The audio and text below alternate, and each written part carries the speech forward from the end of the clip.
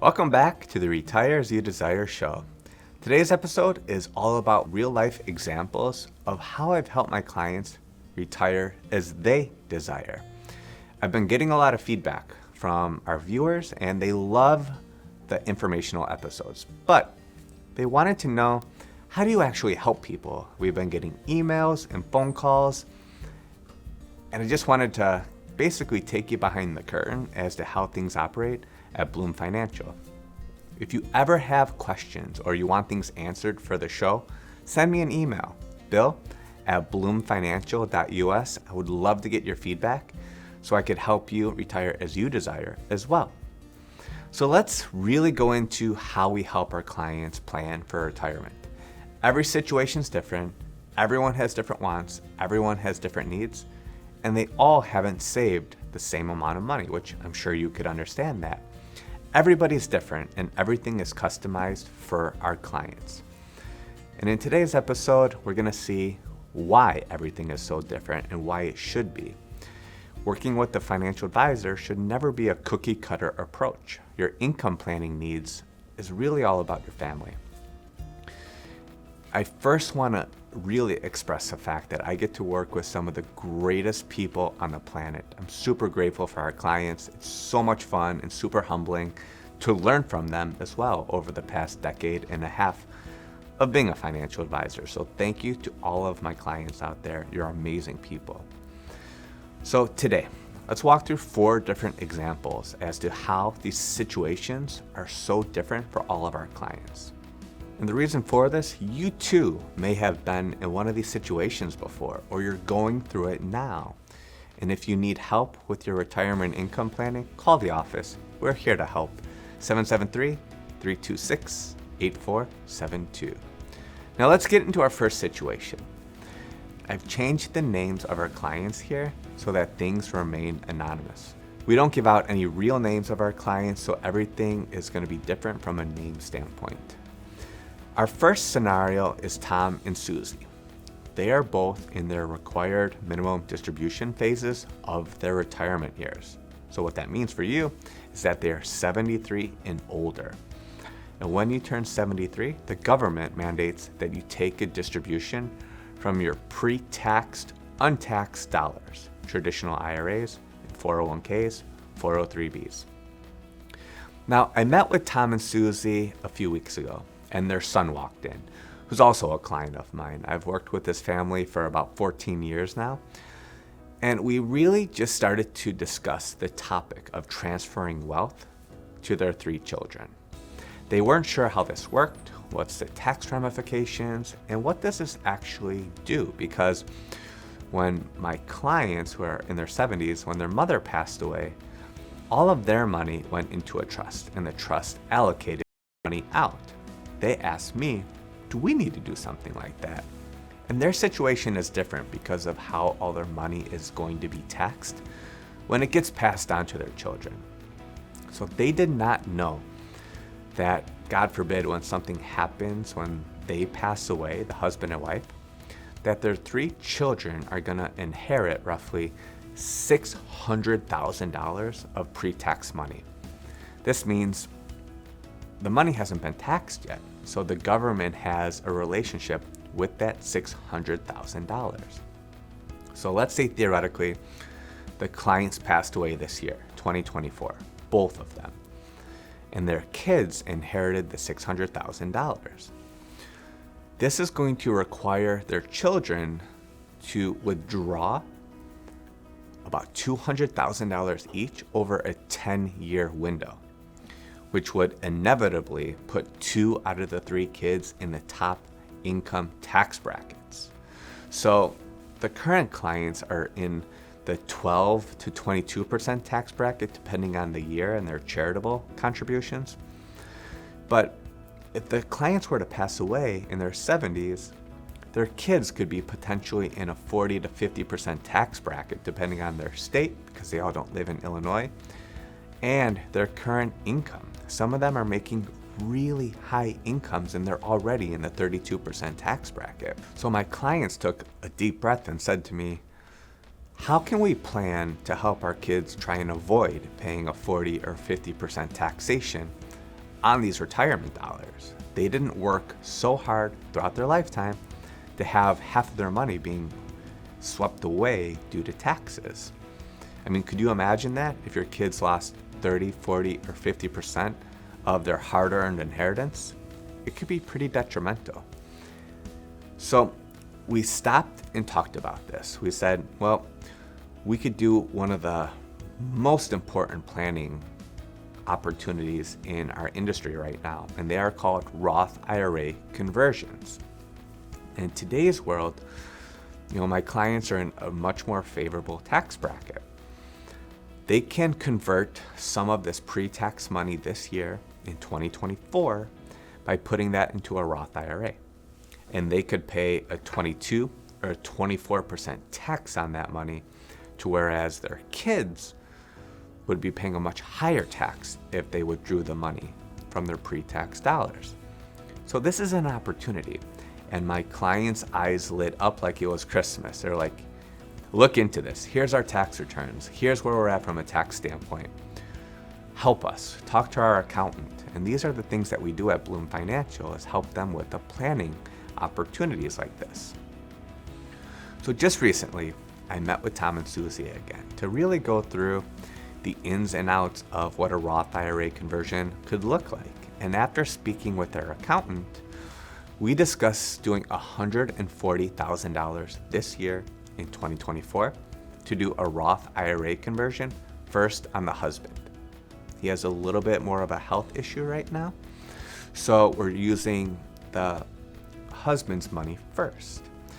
Now, we do not want them to go into the 32% tax bracket. That's where, in my opinion, from a planning standpoint, it's hard to make up the returns, hard to make up the taxes when we get into that 32% tax bracket. This is the tax bracket that I try and help people avoid. And my clients absolutely love this idea, and their accountant did too, because he's the one who ran those numbers. So you're probably thinking, if we do a $140,000 Roth IRA conversion, this means that $140,000 is now going to be taxable. You're going to have a tax bill to pay. That's what happens when you do a Roth IRA conversion. What we did for our clients, which they also loved, is we did a 24% tax withholding for them up front. So hopefully we don't have a huge tax bill next year.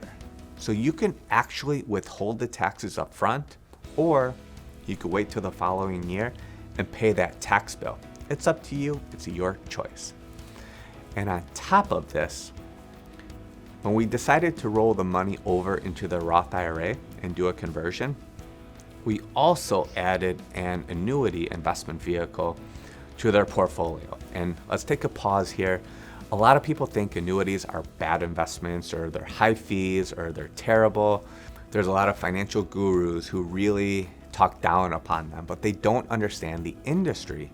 And I gave my clients options. We're saying that we can invest the money, or we could use the annuity to do tax-free income for our clients. So they're going to receive income from this investment vehicle every single year. And the best part about this, they're going to use that money to donate to their charities of choice, because that's what they love doing. Annuities are not for everyone. This is not a blanket recommendation. It never is. Check with your financial advisor. But for them, they still wanted to give money to their charities, which we're able to do, but they also wanted to leave money for their children.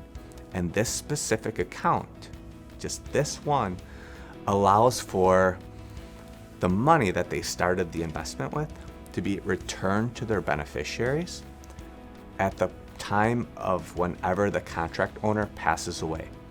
Now, there's a stipulation for this. Let's say if the investment started with $200,000. Let's use simple numbers here.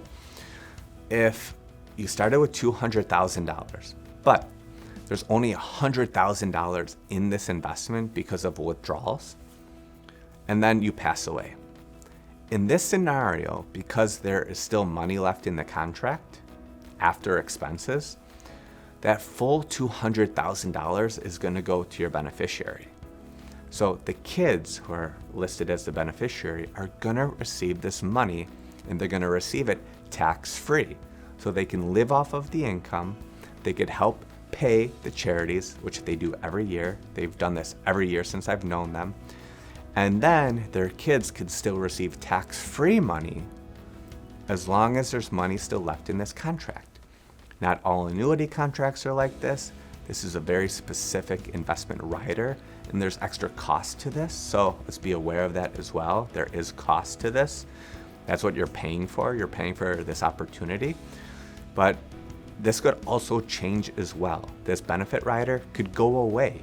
It's been around for a long time, but it doesn't mean it's going to be here forever. Just want to make everything very clear to everyone in the show today.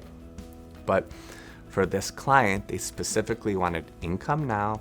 They wanted money to go back to their children if something were to happen to them, and they wanted to avoid taxes. So we did the Roth IRA conversion. We put money into the investment vehicle that's going to pay an income.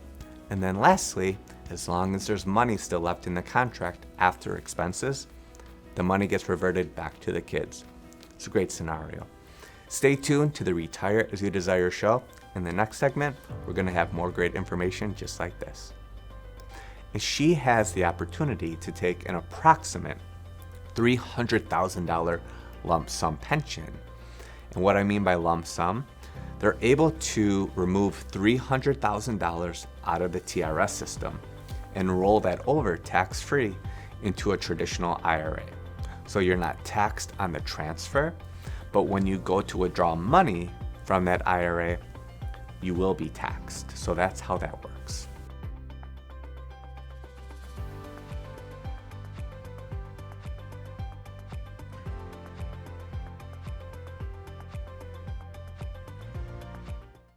Welcome back to the Retire As You Desire show.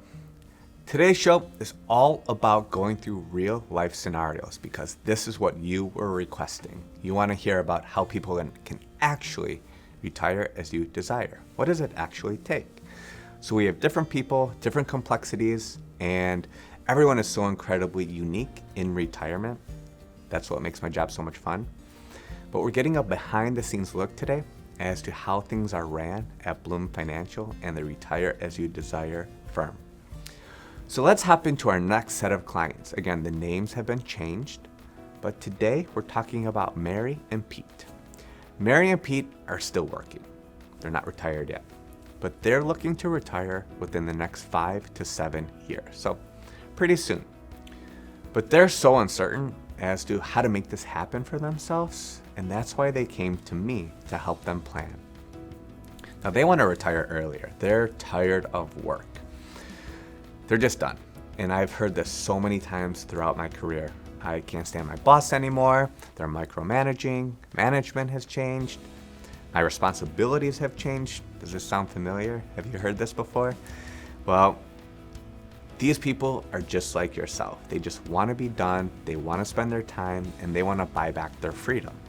But I want to break down some of their details as to how it's going to work for them. And by the way, none of the names are real. Everything's been changed. I want to make that very clear. We want to have these changes for protection purposes. So Mary, she's the teacher. God bless her. I think teachers are the most underappreciated lines of work in the world. Now she is 59 and she has a huge opportunity right now. This is a tough one. Her and her husband don't know what to do with her pension.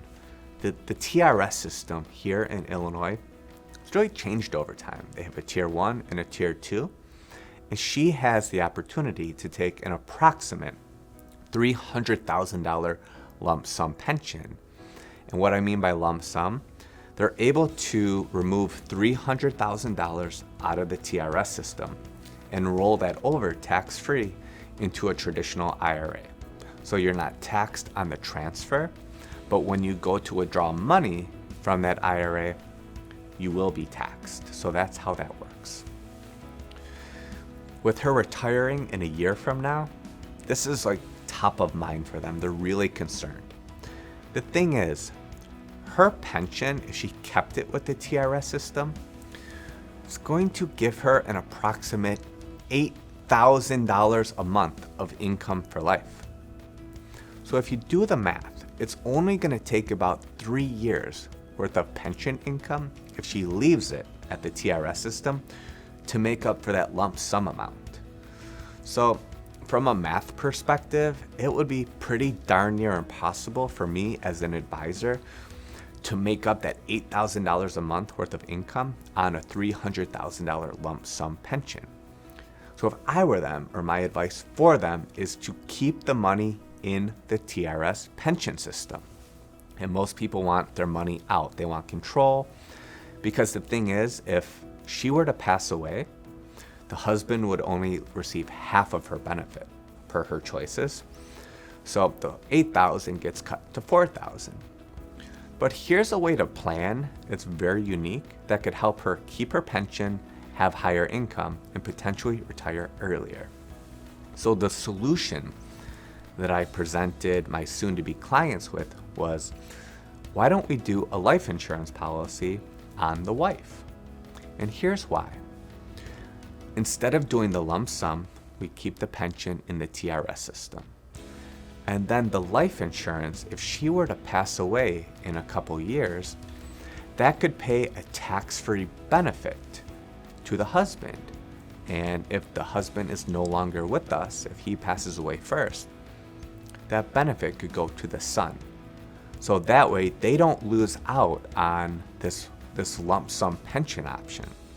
They could recreate that income from the life insurance. So what we're going to do for them is apply for a $300,000 permanent life insurance policy. And if she were to pass away, that money is going to pass on tax-free, not taxable, to her beneficiaries, whether it's her husband or her son. They absolutely love this idea. Now they get to receive their retirement income, which is what they wanted, but they also didn't want to miss out on this lump sum option. That's where the life insurance comes into play. And here's where it gets even better, in my opinion. Hopefully Mary has a super long time to live. That's what we all hope for with our health. But if she doesn't, that $300,000 of a death benefit could really help generate income whenever something happens to her for her family, or pay any potential tax bills, or to do any Roth IRA conversions at that time. So moving on to part 2 of their planning. So we're going to do the life insurance, and we're going to receive the monthly income for their retirement income, because it's pretty hard to recreate that income on the lump sum amount. Now, this strategy really allows them to receive a lot more retirement income longer, as long as she lives a long time. And when we look at her pension amount, they have a great way to add $300,000 of tax-free dollars onto their balance sheet if the life insurance goes through. Now, they're already millionaires. They've done a great job of saving, a really great job of saving. They're very smart with their money, and here's another aspect of their lives that they're kind of concerned with. They're part of a private country club.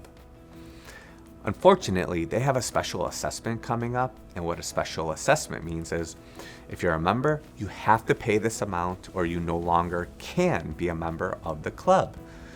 All private clubs do this essentially at one point or another, but for them, this has been a really hard sticking point, because the club is their life. They live 5 minutes away, they get to socialize, they get to dine, they get to golf, they go to the swimming pool. This is where their friends are. And they're not sure if they should spend that $25,000 and pay this assessment.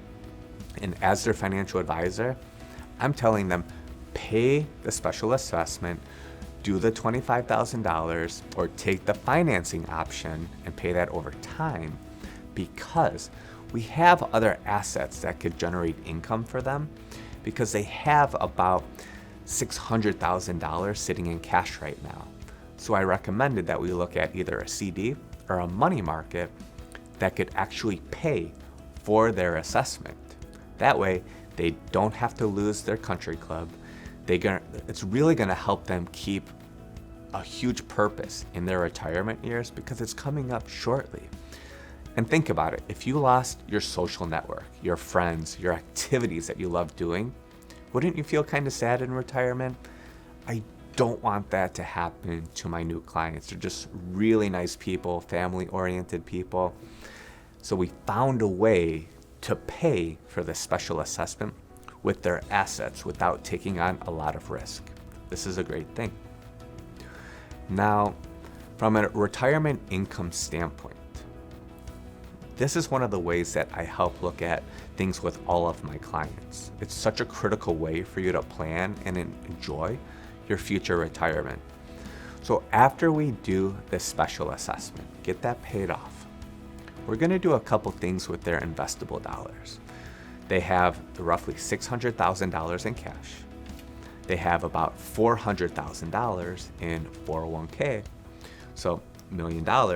And then we add the IRA money that they have as well, which is about another $200,000. But overall, the whole purpose is to generate the least amount of retirement investments to generate the most amount of retirement income. So we want to use the least amount of assets, generate the most amount of income, so that way you can retire as you desire and still have play money to travel and golf and do the things you love to do. And that's what we're planning on doing for them. So as far as their other assets go, I found a dividend and income fund, which they were really interested in. They asked me to find one of these. It's generating roughly 5% worth of dividends in today's dollars 2024. This could always change. Dividends can change, but they were very comfortable with having some stock investment risk inside of this fund. And as far as the dividends go, they're going to be able to receive approximately $25,000 worth of income because of dividends. Just using round numbers for simplicity. This may not be right for everyone, so it's not a blanket recommendation. But I will say this. The husband is going to be receiving $3,500 a month worth of Social Security income. The wife's pension is going to be roughly $8,000 a month. So between their Social Security and pension, and then the dividend income, they're going to be at roughly $163,000 worth of pre-tax money in retirement. They were looking for roughly $100,000. $63,000 plus of retirement income is huge for them. And that's not investing all of their dollars for retirement income.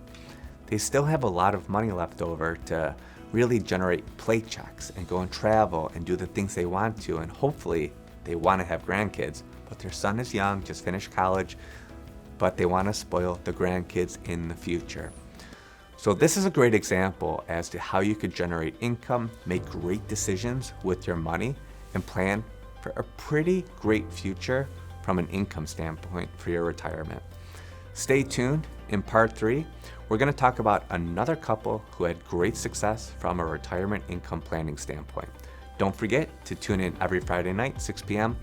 for more episodes just like this of the Retire As You Desire show. Income is going to be starting on the 1st of the month, and then the pension income is going to come on the 15th of the month.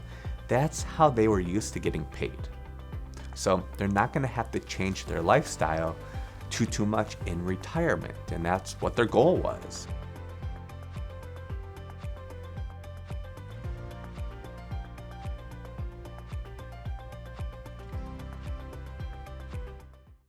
Welcome back to the Retire As You Desire show. Today's episode is all about how to actually retire as you desire. And I'm giving real life examples of how I've been able to help my clients plan over the past decade and a half. Now I do say this, the names in the show have all been changed for compliance reasons, for protection reasons.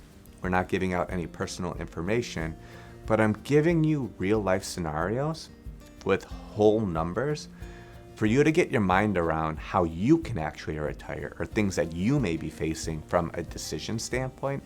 And I really hope that I'm adding value for you and your friends and your family. In this segment, I want to talk about some of my longest tenured clients. This couple started with me when I was 23 years young. Yes, 23. I had just started in the business. We met in 2009 after my first year. And they're incredible people. They're not big spenders. They've lived in the same house for, it seems like, 50 years now. And they were both diligent workers. They were born in the late 1950s, and they grew up really in an era of change. Things were changing in the world. John worked as an engineer for over 35 years, and Elizabeth, she dedicated her career to teaching elementary school. So he worked with a lot of teachers. As they approached their mid-60s, the reality of retirement began to really loom over them. They were worried, they were scared, they didn't know what to do. And luckily, I came along when I was 23 to help them throughout their whole entire retirement years. And having the privilege of working with them early in my career was great because I learned about how teacher retirement pensions work, Social Security worked. I learned a lot from this couple, so I'm super grateful for them. And they had the faith in me to just really help them. They wanted someone to listen, and when I didn't have answers, I found them from the veterans in our office. So one evening, after attending a friend's retirement party, John and Elizabeth sat down at their kitchen table. They told me this story so many times. It seems like every time I went to go see them. And they wanted to plan out their future retirement. They didn't know what that looked like, but after that party, they knew that they had to figure things out now. They waited too long. So when they called me over to their home, they had all of their retirement documents spread out on the table. And me as a 23-year-old, I was a little overwhelmed. I was like, what is all this stuff? And they sat me down and said, Bill, here's all of our financial documents, our retirement accounts, the statements, and our budget. They were very good at doing all of that. They understood where all of their money was going. It was just time to plan for their future. This was also one of the first times that I realized that I loved doing this type of planning for my clients. I'm like, wow, I'm all in, let's do this. And Jod said, we need a plan. Can you help us figure this out, Bill? This is what you do. So I said, okay, let's do this. But I could hear the concern in his voice, and I could just tell that they were very uneasy that evening.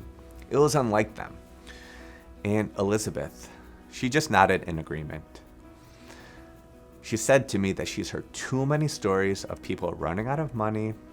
Let's make sure that we're not one of them. That was her biggest fear, and that's the number one fear of retirees. They don't want to run out of money. And the tone of their voices, it was not at ease. And it still gives me chills to this day, knowing that they were worried that they were going to run out of money. But since they were working with me, I just wanted to put a really simple plan for them in place so that they can really put these worries at ease. So they sought out professional advice. They called me over, they wanted to go through everything, and they had everything out on the table. But they also shared their desires. They wanted to maintain their current lifestyle. Understanding this before you retire is a game changer. It's going to help you plan. They want to travel occasionally, and they do want to leave a little bit of money for their children, but not too much because they're doing well with their lives. They're not too terribly worried about that. They're more worried about their grandchildren. So I said to them, first of all, let's just get a clear picture of the expenses and income. Elizabeth pulled out their budget. It's right there. They were right on top of things. They had everything lined up. Not everybody does, and I help them, and our team helps them through that process. But in order to create a retirement income plan, I need to know how much you need and want to receive each month. The first part of that is the bare minimum.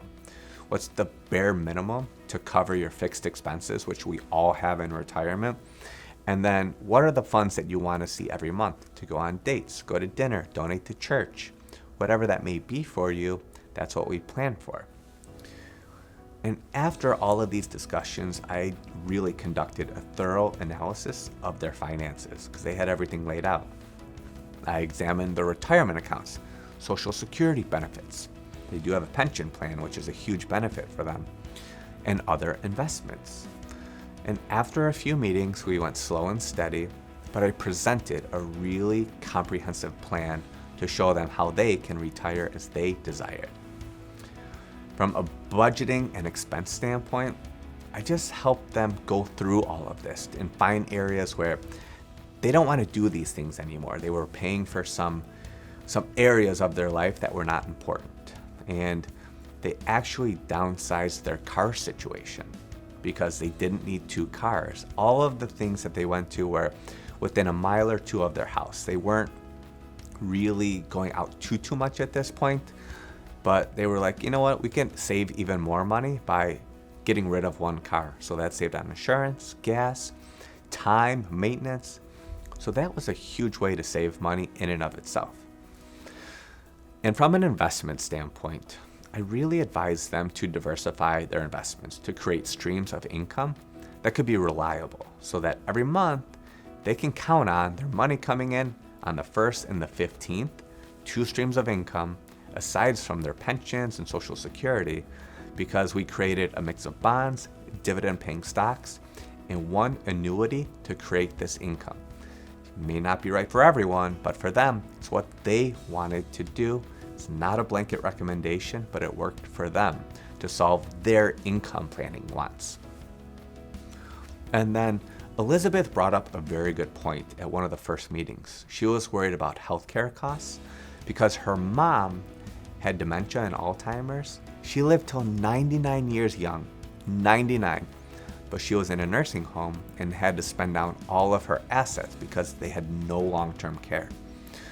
That's one of the biggest mistakes that I see retirees make, is not having some form of long-term care insurance or life insurance with long-term care benefits built inside of them. So they wanted to focus in on an HSA account, and they really built one up in a great way during their working years. It's a great way to have some really great tax qualified monies for healthcare expenses in retirement. And then from a withdrawal strategy, Elizabeth did her homework. She asked me, should we do a 4% withdrawal strategy? And I said, I don't know. I didn't know at the first part in our first meeting, because she said that's what she saw on the news. So I suggested to John and Elizabeth, why don't we look at everything first? Let's see what your pension is. Let's see what your Social Security is, and use that as the foundation. And sure enough, we were very close to getting to their retirement income wants. And that's why we use the annuity and the dividend paying stocks to help generate more income for them because of their donation wants. A lot of our clients donate. They're really giving people. But on top of that, we planned for their Social Security and pensions hand in hand. Social Security income is going to be starting on the 1st of the month, and then the pension income is going to come on the 15th of the month. That's how they were used to getting paid. So they're not going to have to change their lifestyle too much in retirement, and that's what their goal was. We're able to do that by just setting up your income on 2 different dates, not everything on the 1st of the month. That's a great tip. And then after we implemented the plan, John and Elizabeth, they followed the advice meticulously. They were great. They decided to downsize to a smaller home at the very end because they just didn't need the space.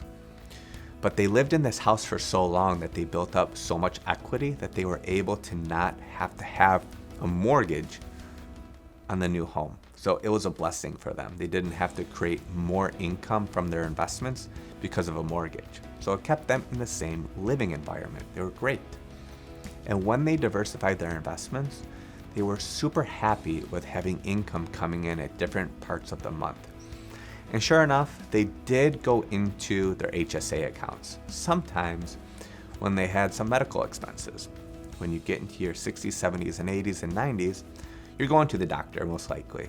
So you could use your HSA money to help pay for these healthcare expenses. Now, one of the great things that they did is for Elizabeth, she had the opportunity to buy long-term care through her work. And they did that before they started working with me. So they had that in place, and there were a couple times where there were increases to their long-term care expenses because it's not a fixed cost. So we did decide to increase that long-term care benefit, but that gave them a higher daily benefit if or when they need their long-term care or when they qualify.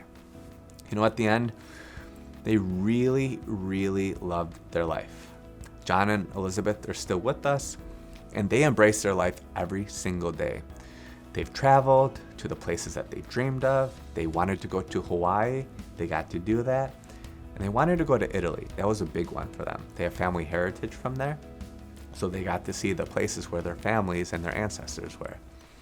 This is a great example of how you're able to still do the things you want in your life, still keep the lifestyle that you desire, but also you're not worrying about money coming in. You have to do the detailed plan up front to make life a lot easier in your golden years. This is how I help clients retire as you desire, and we really try and take the worry out of running out of money in retirement. Stay tuned to the Retire As You Desire show. The stress finally took really a turn for the worse. Her health got bad, her medical bills started piling up, and she got a tumor. Welcome back to the Retire As You Desire show. This is the last segment of today's episode, and this is all about the retirement that got away. We're going to learn about mistakes that Laura made throughout her working years and her retirement years, and this is a real live story.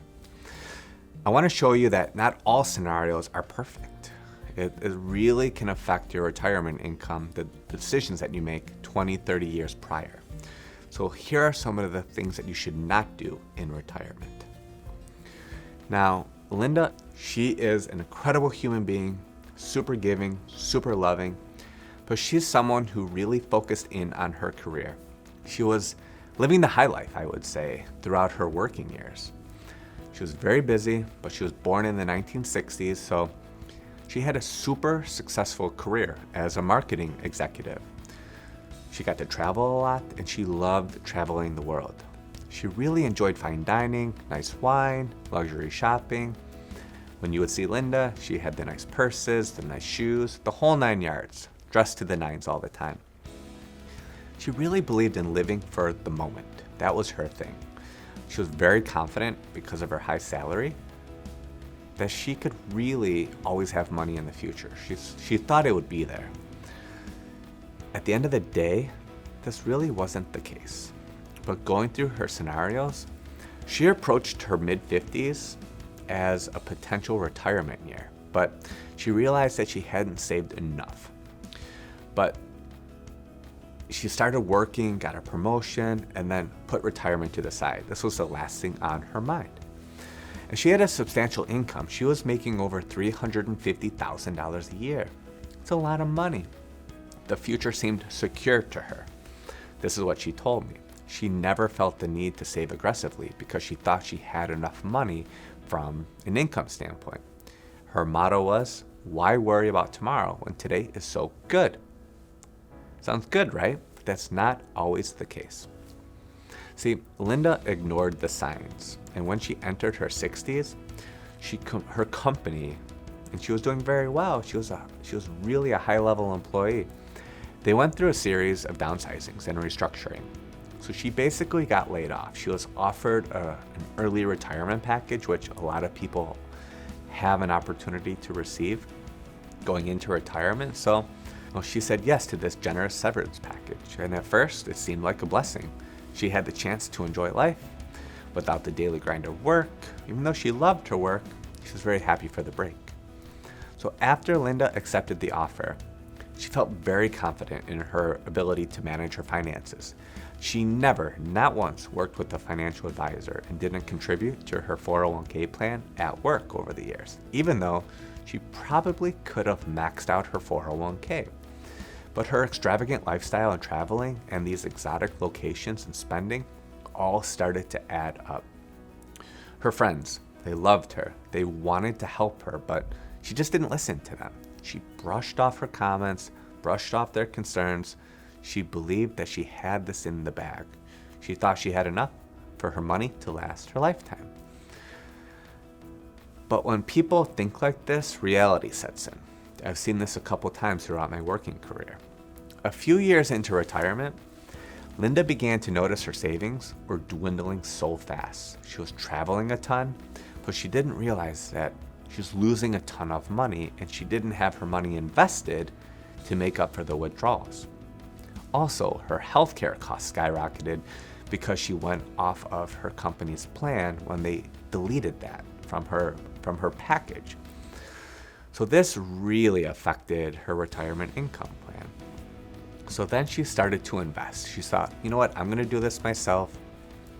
And then the market turned. She made some bad decisions. When the market went down, she sold out of her positions and didn't let them sit, which is a better opportunity because hopefully your investments come back.